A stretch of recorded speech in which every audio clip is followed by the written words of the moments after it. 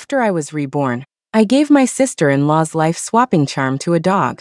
My sister-in-law loved praying for blessings, and she would give away the lucky charms she got from the temple for free. At my daughter's 1-month party, she gave me my first charm. My perfectly healthy daughter suddenly started running a high fever all night. Meanwhile, her premature son, who was supposed to live in an incubator for years, was suddenly cured and brought home. Before my daughter's SATs, she gave me a second charm. My daughter, a straight A student, bombed the test with a score of 500. Meanwhile, her slacker son scored a near-perfect 15. Just before my daughter's grad school acceptance letter was due, she gave me a third charm. My daughter suddenly contracted an STD and, consumed by depression, jumped to her death from a building. Meanwhile, her son suddenly broke up with his girlfriend, dumped his playboy lifestyle, and threw himself into his studies, landing the full scholarship to study abroad that my daughter had always dreamed of. At my daughter's funeral, she gave me a fourth charm. Her late-stage breast cancer suddenly transferred to me. As I lay dying, I clearly heard her whisper "thank you," as she firmly closed my eyes for me. When I opened them again, I was back on the day my sister-in-law gave me the first charm. "Chloe, dear, this is a blessed lucky charm I just got from the temple. It took me a lot of effort to get. If it wasn't for Mia's 1-month party, I wouldn't have dreamed of giving it away." Something wrapped in talisman paper was suddenly shoved into my hands. I looked up sharply. My sister-in-law was standing right in front of me. Her lips were curved into a smile, but her eyes were cold and empty. Her nails dug into my hand, and the pain shot through me. When I looked down at what she'd given me, I realized I had been reborn. My daughter's cry snapped me back to reality. Today was her 1-month party, and my sister-in-law had brought a so-called blessed charm from a temple as a gift. The charm felt heavy in my hand. It was embroidered with the character for luck in gold thread, and inside was a blood-red bead that gave me a strange, unsettling feeling. In my last life, my sister-in-law gave me 4 of these charms, and bit by bit, she and her son stole my daughter's life and mine. The first time was at my daughter's 1-month party. My perfectly healthy daughter started burning up for no reason. We went to several hospitals, but no one could find the cause. It got so bad that my tiny baby didn't even have the strength to cry anymore. It felt like she could slip away at any moment. But on that very day, my sister-in-law's premature son made a miraculous recovery. He had been frail and tiny, but he suddenly became chubby, healthy, and adorable. The second time was right before my daughter's SATs. My daughter had always been an excellent student. After the test, she confidently promised me she wouldn't let me down. When the scores were released, we were both stunned. No matter how badly she might have done, there was no way she could have only scored a 5. That day, my sister-in-law spammed the family group chat, bragging about how her slacker son had scored a 1550 and was being courted by Ivy League schools. My daughter retook the test, got into her dream university, and worked hard enough to earn a spot in a graduate program. That's when my sister-in-law gave me the third charm.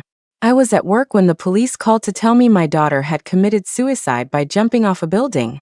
When I rushed to the scene, all I saw was her mangled body. People were pointing and whispering, "That's the girl with the STD. I saw her the other day, covered in red, swollen sores. So disgusting. People like her should just die. Why was she even competing with us for a spot in grad school?" And on that day, my sister-in-law's womanizing son cleaned up his act and snagged the study abroad scholarship that should have been my daughter's. I numbly arranged my daughter's funeral. On the day she was buried, I received the last charm.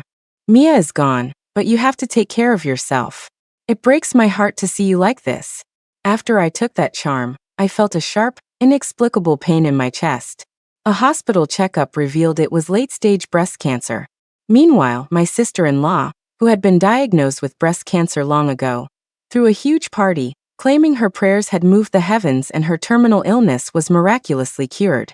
My health deteriorated rapidly, and soon I was in the ICU.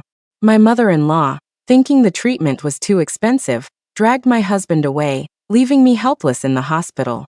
The moment before I took my last breath, my sister-in-law appeared, her voice dripping with sarcasm. "Thank you and your daughter for paving the way for me and my son, and taking all our bad luck." Remembering the tragedy of my past life, my hands trembled, and the charm fell to the floor. My sister-in-law immediately snatched it up and shot me an angry look. Chloe, what's the meaning of this? You think my gift is cheap? Her voice was loud and shrill. My mother-in-law heard and rushed over. Your sister-in-law was kind enough to pray for that useless girl of yours, and now you're being picky? Because I had a daughter and my sister-in-law had a son. My mother-in-law was always shamelessly biased. My husband, Ben, walked over, a look of disgust on his face. Stop making a scene. It's embarrassing. Seeing them ganging up on me like that, I couldn't help but laugh coldly to myself. Ben's family had been dirt poor. If it wasn't for my family, they'd still be living in a shack in the middle of nowhere. And now they had the nerve to call me embarrassing. I took a deep breath, suppressing the volcanic hatred inside me. I looked up at my sister-in-law with a smile. Why would I ever look down on such a thoughtful gift from you? She nodded, satisfied, and shoved the charm back into my hand. Then make sure you hold on to it this time. This charm is really powerful. It'll definitely protect our Mia and help her grow up healthy and strong. She shot a meaningful glance at my daughter in her cradle and smirked. Seeing that I'd accepted the charm, my sister-in-law turned and walked away pleased. I made an excuse to slip out of the reception hall and took a cab to a lab. An hour later, the results were in. There was nothing wrong with the charm itself. It wasn't contaminated with any viruses or pathogens. So why did my daughter and I suffer so much in my last life? The only thing I could think of was that there was something wrong with the charm that science couldn't explain. Last time, I did as my sister-in-law instructed and hung the charm on Mia. That very night, Mia was up all night with a high fever, vomiting and having diarrhea. The memory of my daughter almost dying while their family happily went to pick up my sister-in-law's son from the hospital made my heart ache with anger. Since she loved having her son steal my daughter's life, I would be more than happy to oblige her this time around. My best friend, Lily, was on a retreat at a temple in the countryside. I asked her to get me a charm that looked identical, complete with a red bead inside. When I got it, I compared the two. You couldn't tell them apart. I tucked the new charm into my bag, then took a little walk outside the reception hall with the one from my sister-in-law, finding it a new home. Once everything was taken care of, I went back inside and tied the charm onto my daughter. When dinner started, Mia was brought out to receive blessings from the guests. My sister-in-law held Mia, beaming. She's such a lovable child.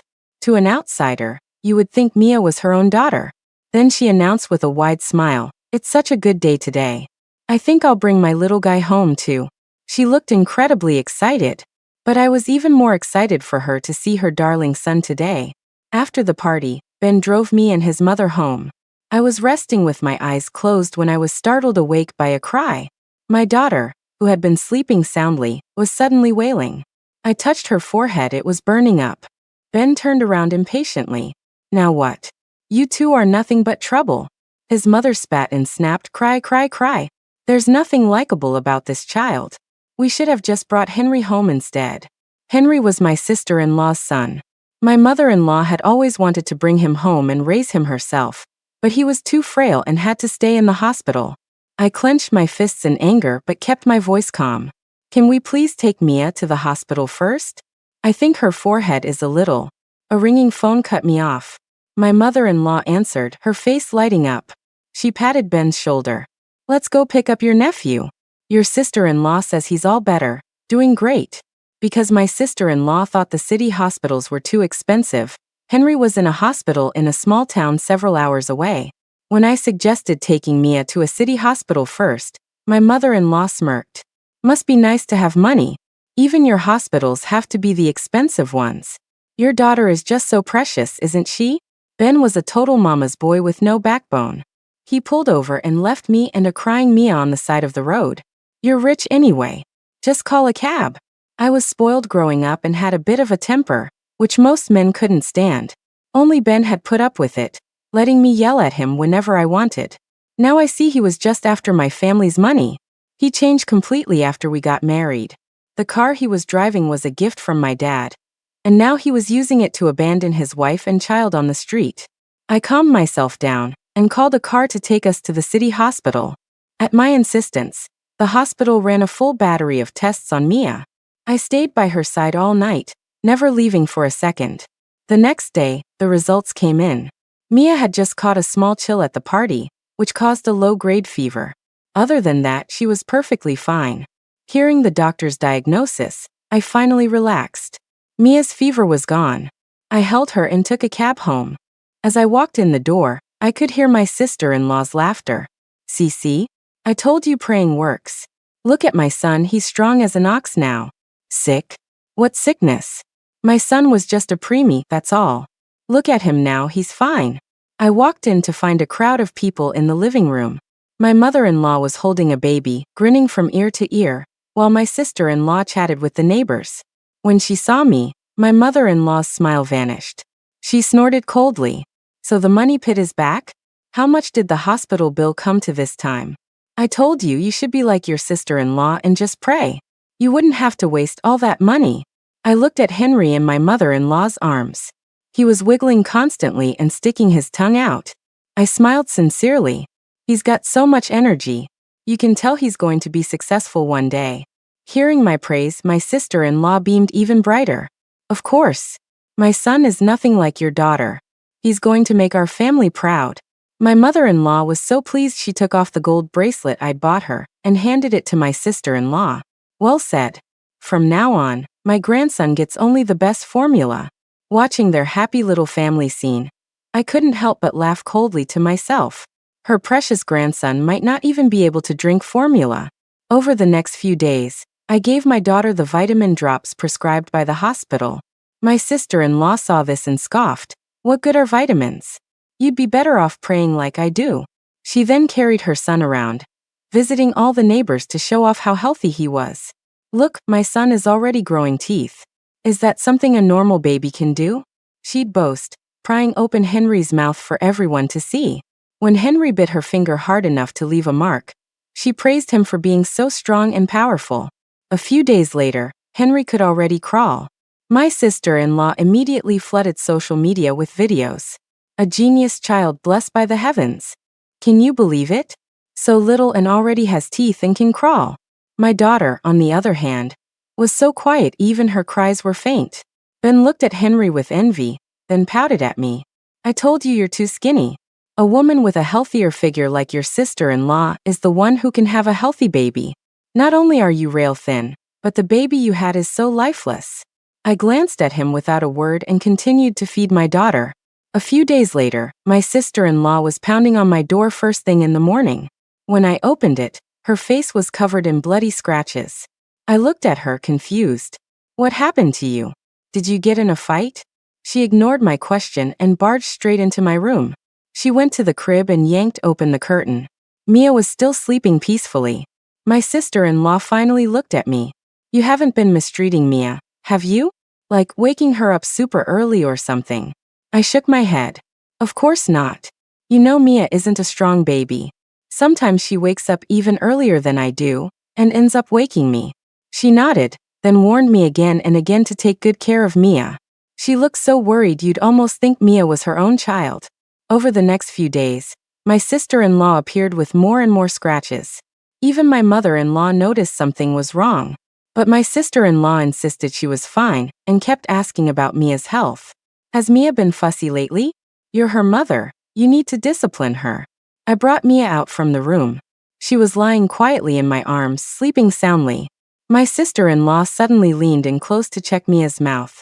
Watching her paranoid behavior, I almost burst out laughing, but I kept a straight, innocent face. "What's wrong, sis? Mia's a bit of a late bloomer. She hasn't even grown any teeth yet." She seemed not to hear me, muttering to herself, "This is impossible. How could this happen?" A scream from my mother-in-law cut through her thoughts.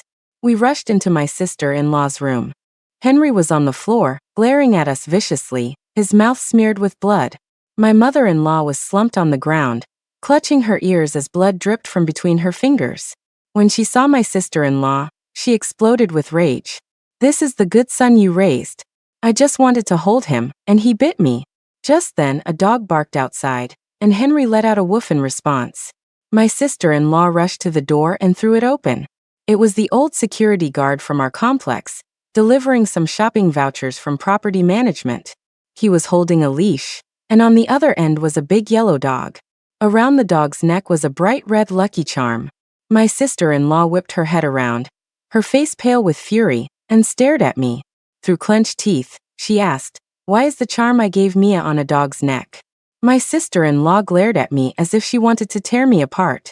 I looked at her with an innocent expression. "But you're the one who taught me to be kind and spread good fortune, right? This dog helps the guard protect our community. I just wanted it to have some good luck too, so I gave it the charm." My sister-in-law looked at Henry, who had crawled out of the room with blood all over his mouth. She understood everything now and pointed a finger at me, her voice rising in anger. "That charm was for you. How could you give it to someone else? Giving away your good fortune will bring you bad karma. Don't you know that?" Seeing her slip up, I quickly pretended not to understand. "How can giving a blessing bring bad karma? You're the one who gave this blessing to me in the first place." My question stumped her. She froze for a moment, then softened her tone. "It's just that I got that charm specifically for Mia. It hurts my feelings that you would just give it away. Listen to me, go get the charm back." I shook my head. "You know how dogs run all over the place.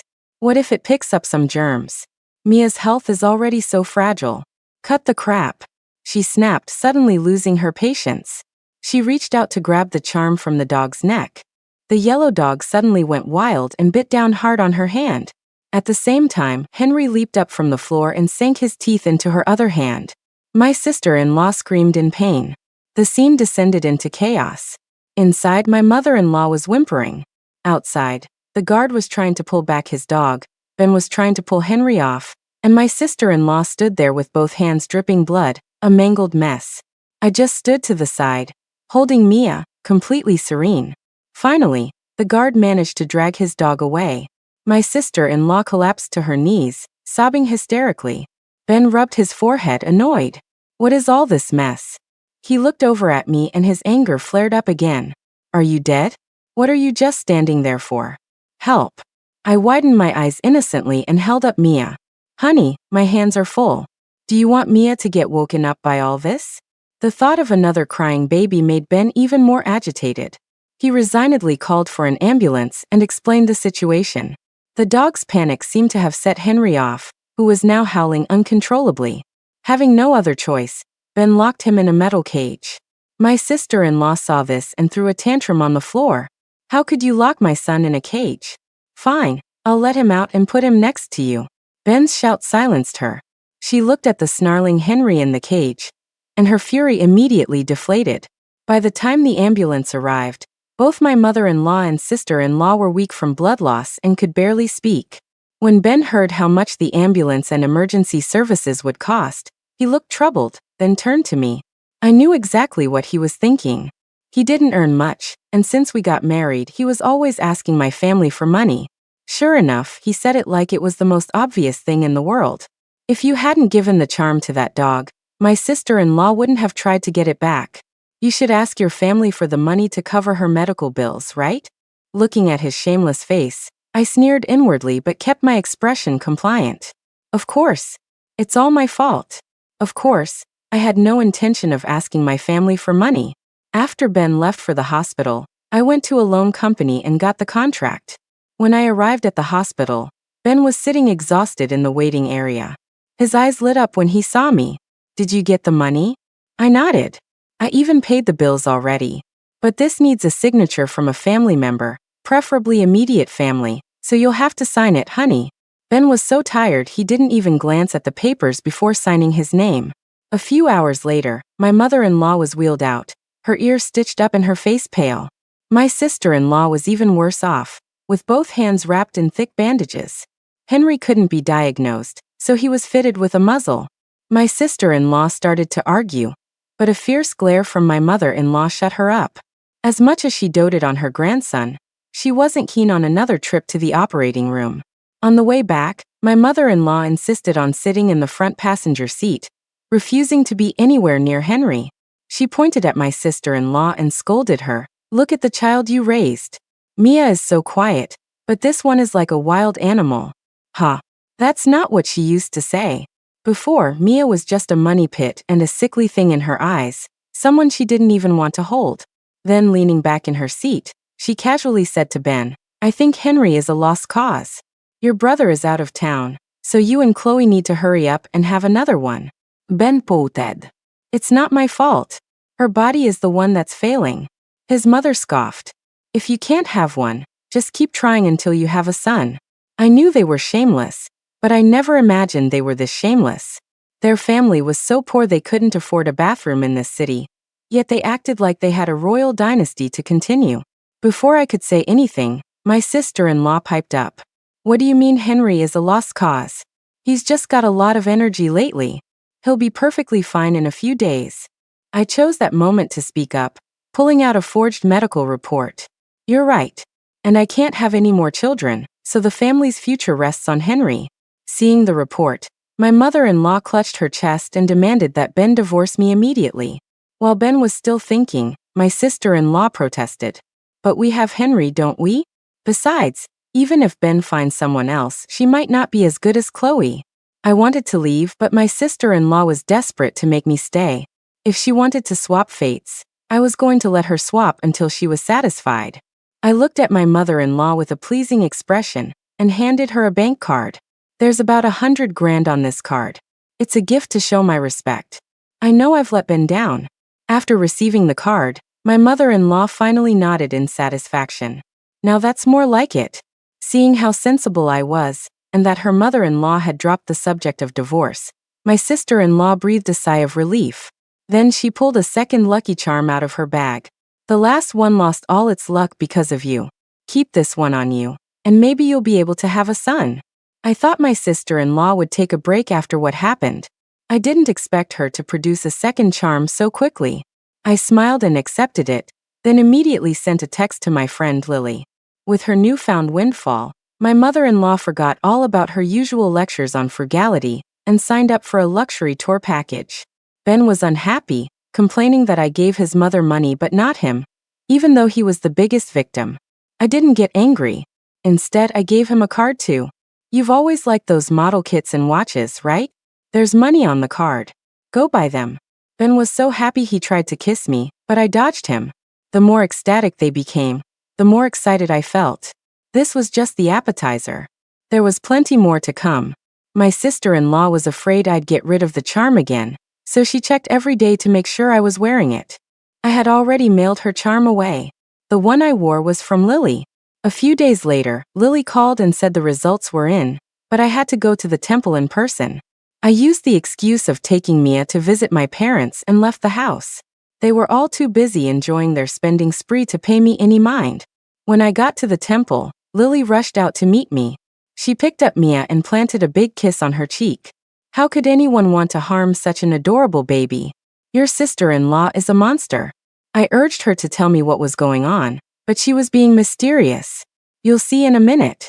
She led me deeper into the temple grounds. Strangely, the further we went, the lighter I felt, and Mia's cheeks grew rosier. At the very end was an ancient, elegant courtyard filled with swirling incense smoke and the pleasant scent of sandalwood. Lily called out playfully, "Dad, my friend Chloe is here. Come on out." I knew that Lily's dad had suddenly left to become a monk when she was 3. I never imagined he was now the abbot. A man in red and yellow robes walked out of the room, his face radiating righteousness. When he saw me, his eyes darkened. "Truly evil," he said in a low voice. Then, without another word, he threw a handful of incense ash over me. Lily grabbed her dad's arm. "Is my Chloe going to be okay? If anything happens to her, I'm done with this whole finding myself thing at your temple." Her dad led me into a room, poured me a cup of tea, and asked me to explain what had happened. I glanced at the charm on his table and told him the whole story. He nodded as if he'd expected it.